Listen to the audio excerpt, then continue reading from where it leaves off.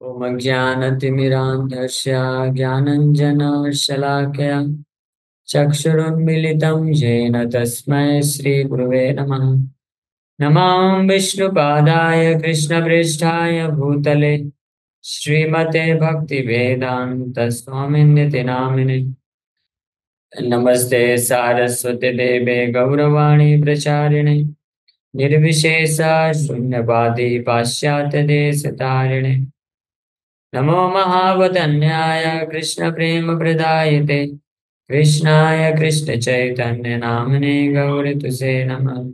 जय श्री कृष्ण चैतन्य प्रभु नित्यानंद श्री अद्वैत गदाधर श्रीवासादि गौर भक्त वृंद। हरे कृष्णा कृष्णा कृष्णा हरे हरे, हरे राम राम राम हरे हरे। हरे कृष्णा। आप सभी भक्तों का हार्दिक स्वागत है आज के भगवद गीता के डिस्कशन में। तो हम लोग चर्चा कर रहे हैं श्रीमद् भगवद गीता 4th चैप्टर दिव्य ज्ञान, और इसका श्लोक संख्या 7 पे चर्चा कर रहे थे। भगवान कृष्ण श्लोक में बोल रहे हैं, यदा यदा ही धर्मस्य ग्लानिर्भवति भारत अभ्युत्थानम धर्मस्य तदात्मानं सृजाम्यहम्।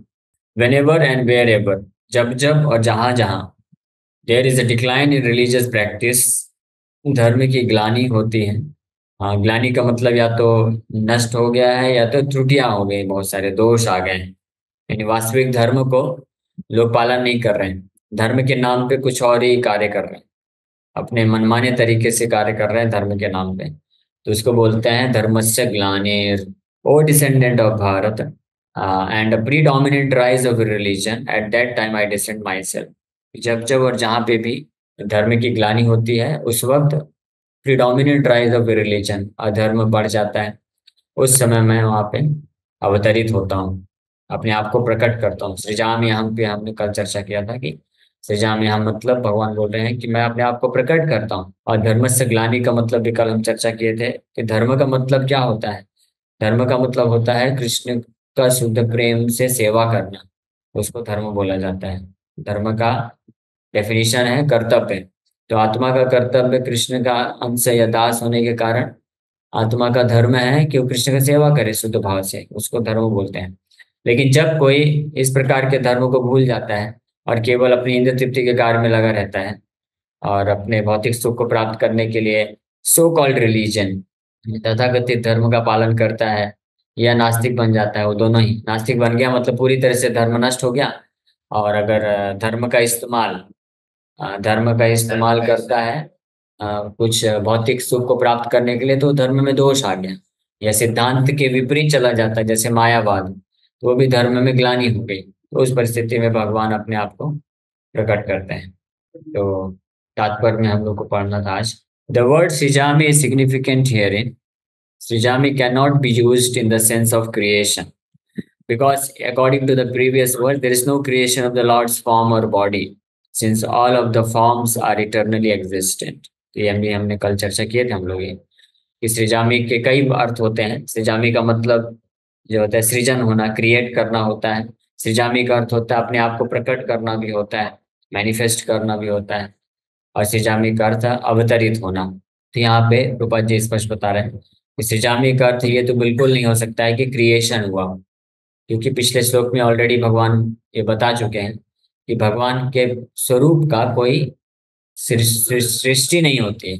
वो अपने आप स्वरूप को, अपने स्वरूप को जस्ट प्रकृति स्वाम अधिष्ठाय, अपने स्वरूप को जस्ट प्रकट करते हैं भगवान। इसलिए इस श्लोक में सृजामी का अर्थ है कि भगवान प्रकट करते हैं अपने ओरिजिनल फॉर्म को। और इसके पीछे एक और हमने लॉजिकल चर्चा किया था कि भगवान बोल रहे हैं सृजामी अहम। सृजामी मतलब करता हूँ, अहम मतलब मैं। तो मैं, भगवान बोल रहे हैं कि मैं अपने आप को सृजामी, सृजन करता हूँ। तो इसका अर्थ क्रिएशन बिल्कुल नहीं हो सकता है, क्योंकि अगर क्रिएशन उस वक्त होता तो भगवान अपने ऐसे कैसे बोल रहे हैं कि मैं करता हूँ। यानी भगवान जब बोल रहे हैं कि सृजामी अहम, तो इसका मतलब भगवान अपने आप को प्रकट करते हैं, यानी भगवान ऑलरेडी थे हमेशा से। ऑलरेडी भगवान हैं मूल रूप में, उसी स्वरूप में कहीं पे और हैं। लेकिन जब धर्म की ग्लानि होती है तो भगवान अपने आप को सृजन यानी प्रकट कर देते हैं अन्य लोगों के सामने। ये कोई भी सिंपल सा लॉजिक समझ सकता है। Therefore, Srijami means that the Lord manifests himself as he is। तो मैनिफेस्ट यानी प्रकट करना, प्रकट करने का मतलब है कि जिस प्रकार से भगवान है एज इट इज अपने आप को व्यक्त करना। प्रभुपाद जी यहाँ पे वो चीज देख रहे हैं। कल एक माता जी को इस बार ये बताई थी, सोरंगी माता जी, ऐसा उन्होंने लिख के भेजा भी था। वही चीज प्रभुपाद जी यहाँ पे लिख रहे हैं कि Lord manifest himself as he is, although the Lord appears on a schedule, namely at the end of the Dwapar Yuga of the 28th millennium of the seventh Manu in one day of Brahma, he has no obligation to adhere to such rules and regulations because he is completely free to act in many ways at his will. हालांकि भगवान का जो प्राकट्य है वो already scheduled होता है, प्राय फिक्स रहता है, लेकिन भगवान इस पे बाध्य नहीं है। वो कभी भी प्रकट कर सकते हैं अपने आप। जैसे कंपनी का जो मालिक होता है तो वो टाइम शेड्यूल करता है सभी का, अपना भी, कि सुबह 10 बजे से लेकर इतने बजे तक। लेकिन कंपनी का मालिक स्वतंत्र भी होता है, वो चाहे तो सुबह 10 बजे ना करके डायरेक्ट 12 बजे भी आ सकता है, और इच्छा पड़े तो वो 4 बजे भी जा सकता है, कोई उसको रोकने वाला नहीं। लेकिन जनरली वो जो रूल बनाता है कंपनी का मालिक, तो वो खुद भी उसको पालन करता है। हाँ, तो उसी प्रकार से भगवान ये जो रूल बनाते हैं कि कब कब मैं प्रकट होता हूँ, किन किन अवतारों को किस किस किस युगों में, किन किन युगों में प्रकट करता हूँ, तो भगवान उस रूल को पालन करते हैं। या कई बार जब अलग अलग प्रकार के देवताओं के द्वारा कोई असुर कोई स्पेसिफिक जो है बेनेडिक्शन वरदान, कुछ विशेष प्रकार का वरदान प्राप्त कर लेता है, तो उन देवताओं के वरदान को रखते हुए, एज इट इज मतलब इंटैक्ट रखते हुए भगवान उस हिसाब से प्रकट होते हैं। जैसे नरसिंह देव भगवान हाफ मैन हाफ लायन के फॉर्म में आ गए, आधे मनुष्य और आधे सिंह के रूप में आ गए। क्यों भगवान ये रूप क्यों धारण किए?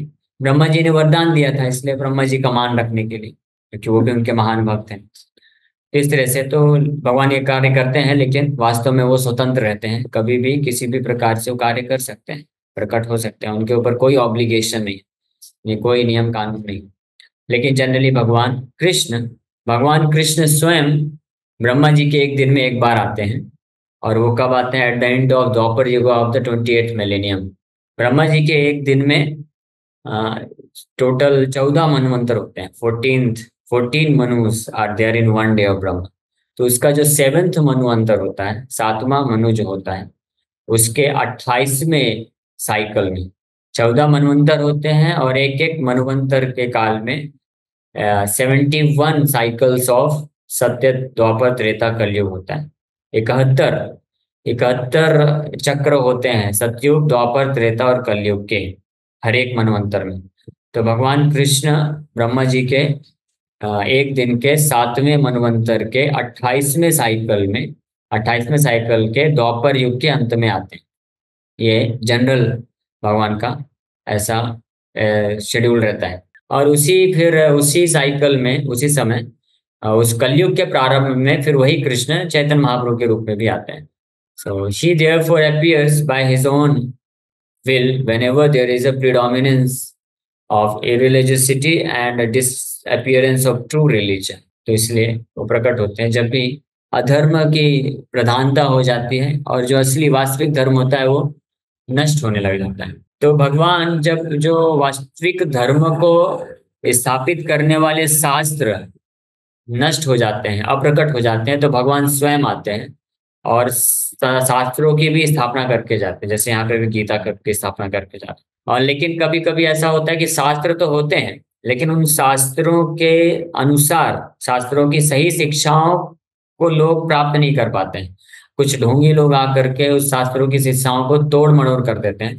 तो ऐसी अवस्था में भगवान अपने किसी शुद्ध वैष्णव, महान, बहुत ही कॉन्फिडेंशियल एसोसिएट को भेजते हैं। जैसे शिला प्रभुपाद जी, शिला भक्ति सरस्वती ठाकुर, इनको भेजे भगवान, क्योंकि उस वक्त गीता, भागवत, चैतन्य चरितम, ये सब शास्त्र तो थे, लेकिन लोगों ने, मायावादियों ने इसका मिस इंटरप्रिटेशन करके ज्यादातर लोग जो है उस गलत व्याख्या से प्रभावित हो चुके थे। तो उसके लिए फिर शिला प्रभुपाद जी आए और as it is, Bhagavad Gita as it is को प्रकट कराते हैं। तो भगवान इस प्रकार से कार्य करते हैं। तो श्रीजाम यहाँ का मतलब है कि भगवान अपने आप को भी प्रकट करते हैं जब जरूरत पड़ती है, और जब जरूरत पड़ती है तो कभी कभी अपने बोनाफाइड रिप्रेजेंटेटिव को भी भेजते हैं। दोनों कार्य भगवान करते हैं। Principles of religion are laid down in the Vedas and any discrepancy in the matter of properly executing the rules of the Vedas makes one irreligious. In the Bhagavatam, it is stated that such principles are the laws of the Lord. Bhagavat में बताया गया है कि धर्म की जो सिद्धांत हैं वो भगवान के नियम हैं। जैसे जो संविधान के जो नियम होते हैं वो गवर्नमेंट के लॉज कहे जाते हैं। जो भागवत में वर्णन किया है, धर्मम तो साक्षात भगवत प्रणीतम। धर्म क्या है? Dharma is nothing else but the laws given by God for human society. जो मनुष्यों को भगवान ने जो नियम दिए हैं उसको ही धर्म बोला जाता है। इसलिए ये जो धर्म है कोई व्यक्ति नहीं निर्मित कर सकता इसको। ये धर्म की खासियत है। धर्म क्या है? जो भगवान स्वयं देते हैं उसको धर्म बोला जाता है। इसलिए भगवत गीता धर्म है, श्रीमद् भागवतम धर्म है। जो मैन मेड रिलीजियस सिस्टम होते हैं वो वास्तविक धर्म नहीं कहलाते हैं, जो अपने हिसाब से कोई दे दे सके। ये भागवत के 6 कैंटो छठवें स्कंद में यमराज खुद अपने यमदूतों को ये शिक्षा देते हैं। जब यमदूत लोग गए थे अजामिल को अरेस्ट करने के लिए, तो उनको रोक दिया गया, विष्णु दूतों ने रोक दिया। तो यमदूत लोग परेशान हो गए। वो बोले कि क्या यमराज से भी ऊपर कोई अथॉरिटी है इस संसार में? तो वो यमराज के पास गए और उन्होंने प्रश्न पूछा कि क्या आपके भी ऊपर कोई अथॉरिटी है क्या, और क्या आपके जो नियम है उससे भी ऊपर कोई नियम कानून होते हैं? तो यमराज साफ साफ बोले, यस, मेरे से ऊपर भगवान नारायण है, मैं तो उनका एक दास हूँ। और जो वास्तविक धर्म है वो मेरे नियम कानून नहीं है। वास्तविक धर्म है भगवत तु साक्षात भगवत धर्मम तु साक्षात भगवत प्रणीतम। प्रणीतम मतलब इनंशिएटेड बाय लॉर्ड। धर्म जो है वो भगवान के द्वारा ही स्थापित किया जाता है, उसको धर्म बोलते हैं। तो यमराज जिस बात को अपने यमदूतों को बताते हैं, only the Lord can manufacture a system of religion. इसलिए केवल भगवान ही धर्म का सिद्धांत को बना सकते हैं, अन्य कोई व्यक्ति बना नहीं सकता है। कोई कितना भी महान ऋषि मुनि आचार्य बन जाए वो खुद धर्म नहीं बना सकता, लेकिन जो महान आचार्य होते हैं वो भगवान के द्वारा बनाए हुए धर्म का प्रचार प्रसार करते हैं, उसको एज इट इज यथारूप। इसलिए प्रभुपाद जी बोले कि माय ओनली सक्सेस, मेरा एकमात्र सफलता है, आई डिड नॉट ऐड और subtract in the real religious principles. असली जो धर्म के सिद्धांत है उसमें मैंने कुछ एडिशन और सब्ट्रैक्शन नहीं किया है। My only credit is that I presented dharma as it is given. The dharma which is given by God, I presented it as it is. जो धर्म भगवान ने दिया है गीता भागवत में उसको मैंने यथारूप बस प्रस्तुत किया है। दिस इज the only credit I have. हाँ, यही क्वालिफिकेशन है। इसीलिए प्रभुपाद जी बोले कि इसीलिए ये जो मूवमेंट है सक्सेसफुल हो रहा है, और जो भी इस system of religion Krishna consciousness को पालन कर रहे हैं तो वो लोग अच्छे भक्त बन पा रहे हैं।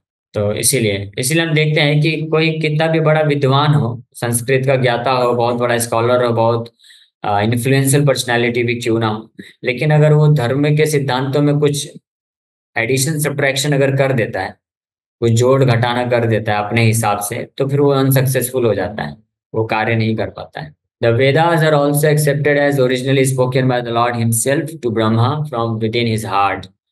Therefore, the principles of dharma or religion are the direct orders of the Supreme Personality of Godhead.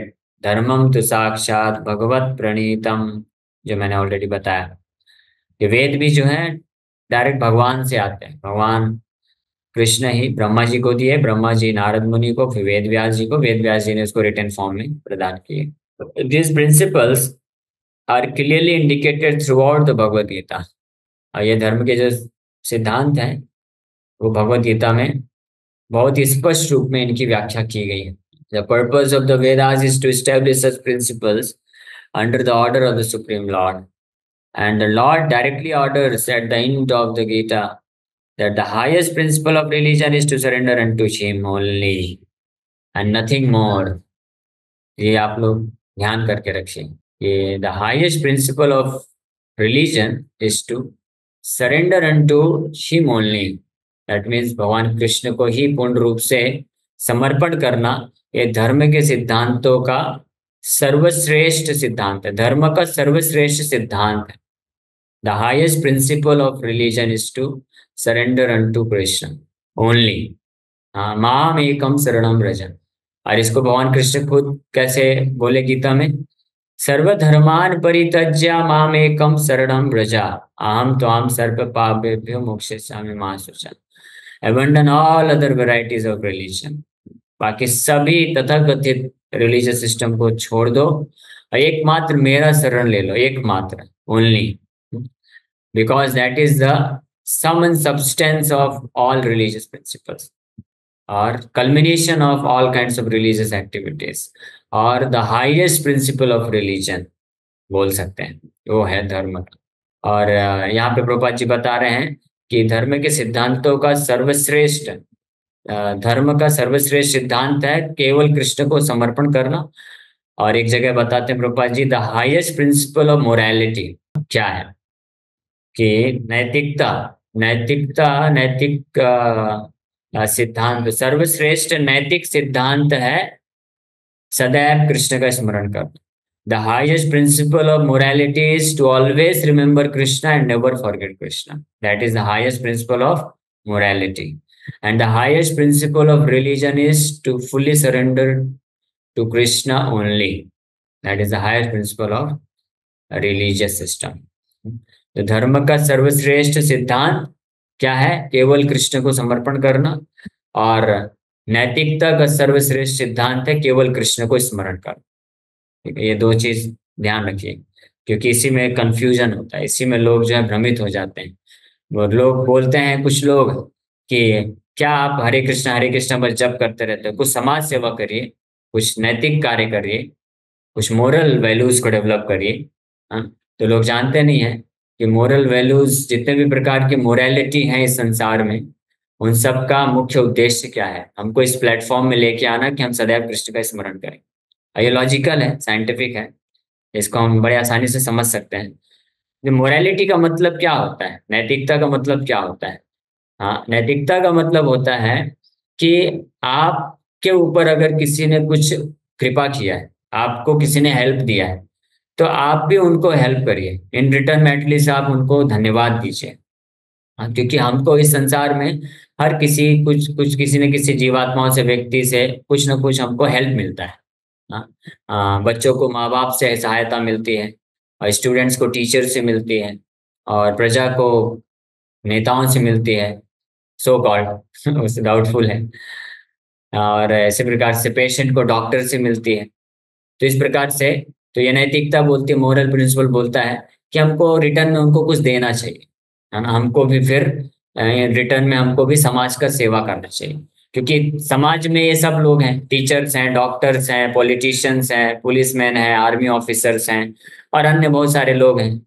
और ये हमारी डेफिनेशन के अनुसार, लेकिन वास्तविकता में समाज में कौन कौन आता है, ये सारे टीचर्स, डॉक्टर्स, पॉलिटिशियंस, ये सब तो आते ही हैं, लेकिन साथ ही साथ में पशु पक्षी भी आते हैं, पेड़ पौधे भी आते हैं। हम उनको क्यों भूल जाते हैं, वो क्या इस समाज के हिस्सा नहीं है क्या, वो हमको हमको क्या उनसे कुछ प्राप्त नहीं होता, हमको उनसे भी प्राप्त होता है ना। तो इसलिए इन रिटर्न हमारा ये दायित्व बनता है कि हम रिटर्न में उनको भी दें, उनको भी हमको देना चाहिए, यानी हेल्प देना चाहिए। उसी को मोरल प्रिंसिपल बोला जाता है। और अब आप इस कैलकुलेशन के अनुसार अगर आप विचार करेंगे, तो इस पूरे समाज में, पूरे सृष्टि में, प्रकृति में हमको कोई भी हेल्प मिलता है, कोई भी हमको सहायता मिलती है, मदद मिलती है, तो इसके पीछे किसका हाथ है, वो केवल और केवल भगवान का हाथ है। कृष्ण ही सब कुछ देते हैं, कृष्ण ही हमको हर क्षण, every moment Krishna is helping us. हर क्षण हमको भगवान कृष्ण कुछ ना कुछ कृपा करते हैं, सांस लेने के लिए ऑक्सीजन देते हैं, हमारा हार्ट बीट, दिल की धड़कन है, कौन चला रहा है, भगवान चला रहे हैं। मेडिकल साइंस में आज तक उनको आंसर नहीं मिल पा रहा है कि हार्ट बीट क्यों करता है, क्योंकि जैसे मोटर होता है, मोटर चलाने के लिए तो इलेक्ट्रिसिटी देना पड़ेगा ना, तब तो मोटर चलेगा। अभी हार्ट जो है वो centre of all the activity है, पूरे शरीर के जितने भी कार्य होते हैं उसका सेंट्रल पॉइंट है हार्ट। यहाँ से एनर्जी सप्लाई होती है, तभी सारे शरीर के अंग कार्य करते हैं। लेकिन क्वेश्चन ये उठता है कि हार्ट को कौन कार्य कराता है, हृदय को कार्य करने की शक्ति कहाँ से मिलती है, इसके ऊपर विचार करिए। तो इसका उत्तर शास्त्रों में दिया है, हृदय को कार्य करने की शक्ति परमात्मा से मिलती है, वो परमात्मा क्योंकि हृदय में बैठे हुए हैं। तो हर क्षण हृदय हमारा कार्य कर रहा है, हार्ट बीट कर रहा है, क्योंकि परमात्मा सैंक्शन कर रहे हैं, स्विच ऑन करके रखे हुए हैं, जैसे स्विच ऑफ कर देंगे निकल गया, हार्ट बीट फिनिश, है ना, वो फ्लैट हो जाएगा ग्राफ। फिर सब कुछ खत्म, सारे चीजें खत्म हो जाएंगी। तो भगवान परमात्मा है, कृपा करके हमारे हार्ट बीट को चला रहे हैं, सांस लेने को क्रिया कर रहे हैं, ऑक्सीजन दे रहे हैं, और हमको खाने को दे रहे हैं। हमको उसको खाने के बाद पचाते भी भगवान हैं, और उसके बाद हमको कुछ कार्य करना होता है तो बुद्धि भी भगवान देते हैं, रिमेम्बरेंस देते हैं, फॉरगेटफुलनेस भी देते हैं, क्योंकि बहुत सारी चीजें हमको भूलने की जरूरत होती है, भूलेंगे नहीं तो हम आगे कैसे बढ़ पाएंगे। हाँ, मान लीजिए किसी व्यक्ति को किसी ने धोखा दे दिया, तो अगर उसको ये चीज भूलेगा नहीं तो आगे कैसे बढ़ पाएगा। पिछले जन्म की बात, स्पेशली पिछले जन्मों में हम पता नहीं कैसे कैसे जीवन यापन किए, कितने लोगों ने हमको हमारे साथ कितना बुरा किया है। तो भगवान परमात्मा है जो सब भुलवा देते हैं, हम आगे बढ़ पाते हैं। तो इसलिए हर क्षण भगवान हमको मदद कर रहे हैं, सहायता कर रहे हैं, इसलिए हमारा दायित्व बनता है। मोरल प्रिंसिपल ये कहता है कि जो व्यक्ति आपको जितनी मात्रा में मदद करता है उतनी मात्रा में आपको उसको रिटर्न करना चाहिए। ये मोरल प्रिंसिपल, इसको नैतिकता बोला जाता है। इसीलिए हर क्षण भगवान को याद करना, ये हाईएस्ट मोरल प्रिंसिपल हो गया, समझ गए। इसलिए the highest principal of morality, सबसे बड़ा नैतिक व्यक्ति वही है, मोरल व्यक्ति वही है जो हमेशा कृष्ण का स्मरण करता है। और सबसे अच्छा धर्म का पालन वही व्यक्ति कर रहा है जो केवल कृष्ण को समर्पण करता है। तो यहाँ पे प्रभुपाद जी तात्पर्य में वही चीज लिख रहे हैं, क्योंकि धर्म, भगवान गीता में बोलते हैं, हाँ, वेदैश्च सर्वे अहमेव वेद्यो, सारे वैदिक शास्त्रों को पढ़ने के बाद मुझे ही समझना है, ये धर्म का मतलब है। So the highest principle of religion is to surrender unto him only and nothing more. The Vedic principles push one towards complete surrender unto him. जो वैदिक प्रिंसिपल है, व्यक्ति को भगवान को कंप्लीट सरेंडर, पूर्ण रूप समर्पण करने के लिए ही प्रेरित करते हैं। And whenever such principles are disturbed by the demonic, the Lord appears. तो ये रीजन है यहाँ पे कि जब इस प्रकार के भगवान को समर्पण करने के जो प्रिंसिपल्स हैं ये डिस्टर्ब कर दिए जाते हैं असुर लोगों के द्वारा, तब भगवान आते हैं वापस इस प्रिंसिपल को याद दिलाने के लिए। और भगवान डिक्लेयर करते हैं, मन मना भोग मद भक्तो मद्याजी माम नमस्करो। ये आप ये सब क्यों बकवास कर रहे हो, धर्म के नाम पे समाज सेवा करना चाहिए, गरीबों को खिलाना चाहिए, भूखों को ये देना चाहिए, हाँ, अस्पताल खोलने चाहिए, ये सब बकवास आप क्यों कर रहे हो। सुनो ध्यान से मैं क्या बोल रहा हूँ, तत् सुनो। 7th चैप्टर में भगवान ये अर्जुन को बोलते हैं, अर्जुन सुनो, धर्म क्या है मेरे से सुनो अभी। तो भगवान फिर बोलते हैं, मन मना भव मत भक्तो, always remember me, always think of me, surrender to me, worship me, offer your प्रणाम्स टू मी। ये 4 चीज करो, दिस इज द हाईएस्ट प्रिंसिपल ऑफ रिलीजन। Okay, thank you very much. अभी समय हो गया, इस श्लोक में हम लोग कल और कुछ चर्चा करेंगे। किसी वक्त का कोई प्रश्न है तो पूछ सकते हैं। हरे कृष्ण। यस योगेश को। हरे कृष्णा प्रभु जी। प्रभु जी, मेरा प्रश्न ऐसा है, जैसे कि अ, हम कुछ इंद्रियों की तरफ से कुछ सेंसेशन मिलता है, इंडिकेशन मिलता है कि ये करना है, बट हम वो कर भी देते हैं, और करने के बाद उसका रिजल्ट पता चलने के बाद यार ये हमने बहुत गलत काम कर दिया।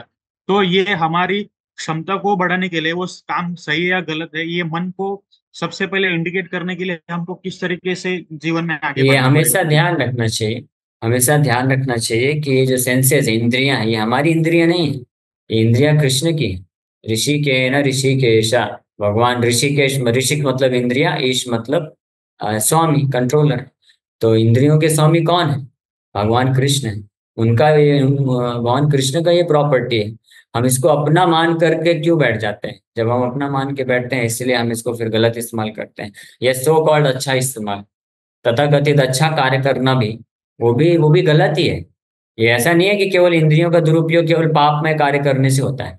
इंद्रियों का इस्तेमाल, कैसा कोई भी ऐसा इस्तेमाल जो कृष्ण की सेवा के लिए नहीं है, वास्तव में वो गलत ही पाप में कार्य है, क्योंकि वो प्रॉपर्टी कृष्ण का है। ये आंखें कृष्ण की है, नाक कृष्ण का है, मुंह कृष्ण का, जिह्वा कृष्ण का है, तो कृष्ण के लिए इस्तेमाल करना चाहिए ना। वो तो भगवान इतने दयालु हैं, भगवान बोलते ठीक है तुमको अपने लिए करना है करो, लेकिन फिर जैसे कार्य करोगे वैसा फल भोगना पड़ेगा।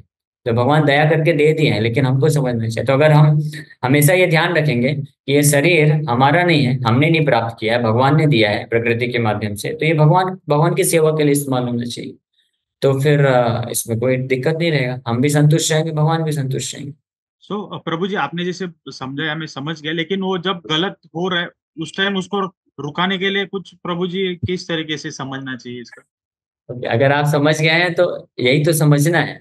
जब भी हम इंद्रियों का गलत इस्तेमाल करते हैं तो हमको ये याद रखना चाहिए कि इंद्रियां मेरी नहीं है, ये कृष्ण की हैं। जैसे मान लीजिए आप कंपनी में जॉब करते हैं, आपको कंपनी वाले आपको लैपटॉप देते हैं या गाड़ी देते हैं, तो आप आपको किसके लिए देते हैं? कंपनी के इस्तेमाल के लिए देते हैं।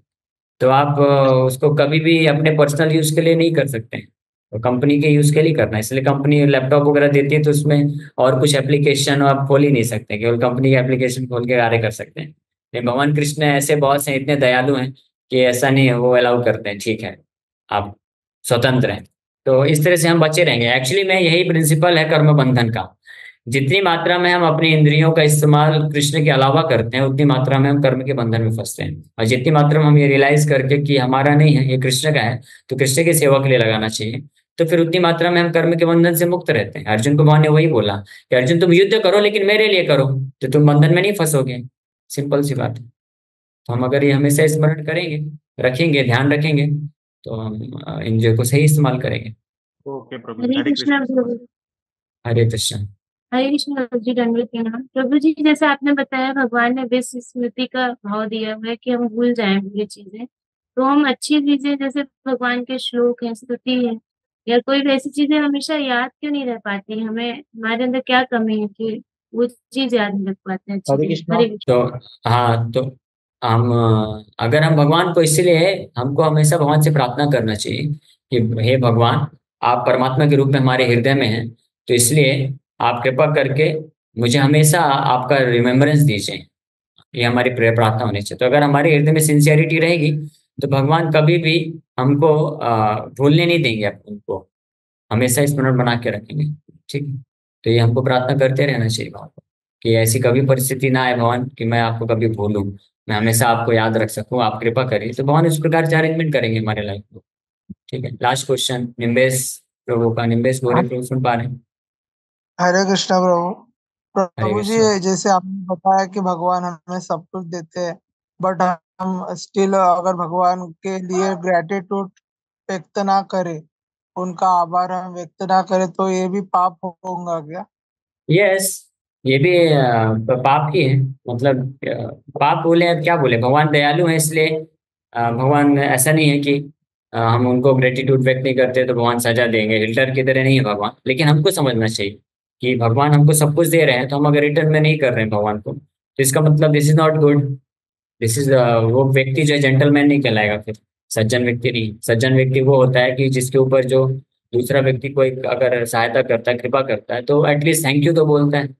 हमको एटलीस्ट थैंक यू तो बोलना चाहिए। Thank you Krishna, thank you Krishna. हर क्षण भगवान हमको मदद कर रहे हैं ना, तो हर क्षण आपको क्या बोलना चाहिए? एक माला ले लीजिए और thank you Krishna, thank you Krishna, thank you Krishna बोलिए। तो भगवान बोलते हैं ठीक है, एक काम करो बेटा, थैंक यू को एक साथ ब्रैकेट के बाहर ले लो और केवल कृष्णा कृष्णा बोलते रहो। और कृष्णा अकेले नहीं है, राधा रानी साथ में रहते हैं, इसलिए हरे कृष्णा हरे कृष्णा। और इसको बड़ा अच्छा बना दिया, मधुर तरीके से आप बोल सके, इसलिए हरे कृष्णा कृष्ण कृष्ण हरे हरे, हरे राम राम राम हरे हरे। ठीक है। तो 24 घंटे हरे कृष्णा करना चाहिए। प्रभु जी, बट बहुत लोगों को भगवान के बारे में ज्ञान नहीं होता है, तो वो तो नरक ही इसलिए जाएंगे ना, क्योंकि वो तो हाँ, इसीलिए तो सेवा आपको नहीं कर लीडर, पाएंगे। हाँ इसलिए हम आपको लीडर बना रहे हैं। अभी हम लोग गीता मैनुअल का कोर्स चालू करने वाले हैं यूथ के लिए स्पेशली। तो आप भी एक लीडर बनिए और ऐसे अन्य बहुत सारे यूथ को जोड़िए, आपके फ्रेंड्स को जोड़िए उसमें, ताकि उनको ये गीता का लाभ मिलेगा। तो फिर वो लोग समझ पाएंगे और अपने जीवन को बचा पाएंगे। ठीक है। तो तो आप प्रभु बनेंगे जी, एक ना? लास्ट, हाँ बनूंगा। एक लास्ट था प्रभु जी, जैसे आपने बताया कि धर्मंतु शास्त्रात् भगवत प्रणीतम, की भगवान जो बोलते हैं वो धर्म होता है। अगर भगवान की आज्ञा का हम पालन करें तभी हम सुखी रह पाएंगे, या अगर हम पालन ना करें भगवान की आज्ञा का, तो हमारा जीवन दुख में हो गया, हमें सजा मिलेगी। हाँ सही बात। ऐसा है ना, मतलब जैसे कि हाँ ऐसे ही अ, बिल्कुल। हाँ सजा मिलेगी, मतलब दुख मिलेगा। हाँ प्रभु जी, ये अभी आपने मतलब थोड़ी देर पहले बताया कि हर कर्म आप कृष्ण के प्रति मतलब वो रख के, समर्पण भाव रख के करेंगे, तो मतलब ये कर्म फिर वो कर्म नहीं रहता है, बराबर। अब तो कर्म के बंधन में नहीं फंसेंगे। हाँ, कर्म के बंधन में नहीं फंसते। पर प्रभु जी, ऐसा तो मतलब ये एक्चुअली क्या होता है कि जब भौतिक चीजों में हम मतलब इतने रहते हैं, मतलब इतनी तो हमारी पकड़ नहीं है, तो अभी भूल जाते हैं कि भाई कोई काम करना है, पहले थोड़ा थोड़ा याद रहता है कि भाई कोई भी काम करना है, ये अच्छा काम होता ओके है तो ओके। उसको अर्पण करो, लेकिन भूल जाते हैं बार बार, वो एक ही हाँ चीज समझ याद गया ही नहीं समझ रहती। गया। हाँ हाँ, मैं तो समझ कैसे गया आपका मतलब याद प्रश्न। रखे? हाँ तो इसी का प्रोसेस है ये श्रवण कीर्तन। जितनी मात्रा में आप भगवान के बारे में गीता भागवत की चर्चाओं को सुनेंगे और जितनी मात्रा में आप धीरे धीरे नाम जप करेंगे, नाम जप बढ़ाएंगे, तो ऑटोमेटिकली भगवान आपके सिंसियरिटी को देख करके फिर ये भगवान का जिम्मेदारी होता है कि भगवान फिर आपको याद दिलाएंगे कि इस तरीके से आप मेरा यहाँ पे सेवा कर सकते हो, इस तरीके से सेवा कर सकते हो। और इन केस मान लीजिए आप, अभी हमारी स्थिति ऐसी नहीं है कि हम 24 घंटे ये याद रख सके कि मुझे कृष्ण के लिए करना है, तो आप जो भी करते हैं तो उसके बाद उसका जो फल है कृष्ण को अर्पण करना चाहिए और कृष्ण को फिर जो है अल्टीमेटली ध्यान करना चाहिए। तो ये पर प्रोसेस है, ग्रेजुअल प्रोसेस है, ये धीरे धीरे हम्म हम इस स्थिति पे पहुंच सकते हैं। हाँ, पर ओके। प्रभु जी होता ये है कि कर्म भी कर लेते हैं, फल भी मिल जाता है, अच्छा फल मिलता है तो कोई सवाल ही नहीं, लेकिन अच्छा कर्म होता है तो अपने को वही लगता है कि देखो। चलो भगवान को अर्पण करें, लेकिन वो आधे घंटे के बाद याद आता है। फिर ठीक प्रभु है। जी हरिओम, प्रभु जी आ गए हैं, 7:30 हो गया है उनका टाइम। ओके।